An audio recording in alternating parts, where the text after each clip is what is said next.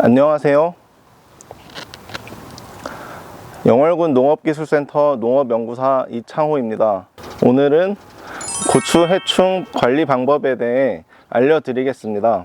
그중 대표적으로 고추 농사에서 문제가 되는 해충 3가지를 설명드리겠습니다. 첫 번째, 고추 농사 하시면서 많이 들어보셨던 칼라병의 원인인 총채벌레입니다. 하우스는 꽃노랑 총채벌레, 노지는 대만 총채벌레가 주로 피해를 줍니다. 총채벌레는 주로 6월 하순부터 발생하기 시작하며 7월 하순, 8월 하순까지 3회 이상 다 발생합니다. 하우스의 경우 2주 정도 일찍 발생하며 4회 이상 발생합니다.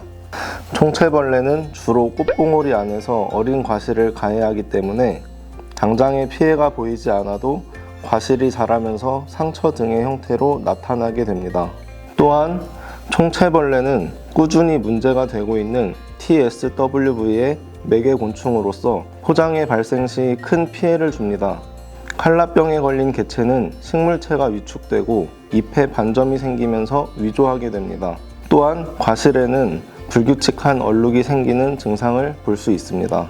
총채벌레의 생활사는 약 15일에서 25일로 짧아 번식이 빠르고 밀도가 증가하기 시작하면 방제가 어려워지기 때문에 5월 중순부터 잎 뒷면이나 꽃봉오리 등을 주기적으로 예찰하고 총채벌레 전용 점착 트랩 등을 활용하여 조기에 발견하는 것이 중요합니다.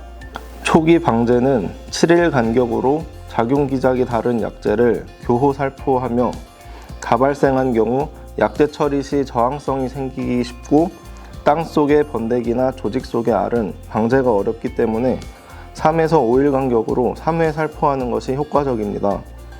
또한 하우스 고추와 같이 총채벌레 피해가 크게 나타나는 작형의 경우 총채벌레의 기주가 되는 고추섭 등 농산 부산물을 깨끗이 제거하여 주셔야 합니다. 두 번째, 진딧물의 피해입니다. 주로 피해를 입히는 진딧물의 종류로는 목화 진딧물과 복숭아 혹 진딧물이 있습니다.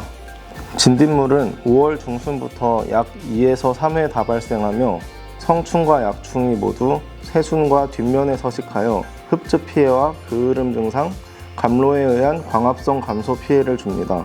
또한 오이 모자이크 바이러스 등 바이러스병을 매개하기 때문에 주의해야 합니다. 6월 이후에 발생하는 진딧물은 보통 여름 기주로 이동하거나 각종 천적이 발생하는 시기로 큰 피해가 없어 특별히 심하지 않다면 방제를 최소화하는 것이 좋으며 5월에 발생하는 진딧물의 경우 발생 초기에 전문 약재를 1회 살포하는 것을 추천합니다.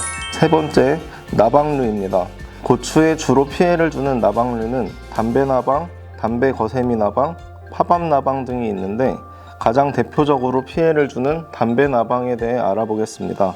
담배나방의 애벌레는 과실을 파고 들어가 종자부터 과육까지 피해를 주며 피해를 받은 과실은 병에 걸리거나 낙과합니다.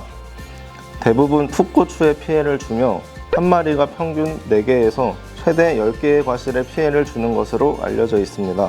담배나방은 6월 하순과 7월 하순, 9월 상순이 최성기이며 방제는 유충이 과실에 파고들기 전인 6월 중하순에서 7월 상순까지 작용기작이 다른 2 종류 이상의 약재를 10일 간격으로 교호 살포하여야 합니다.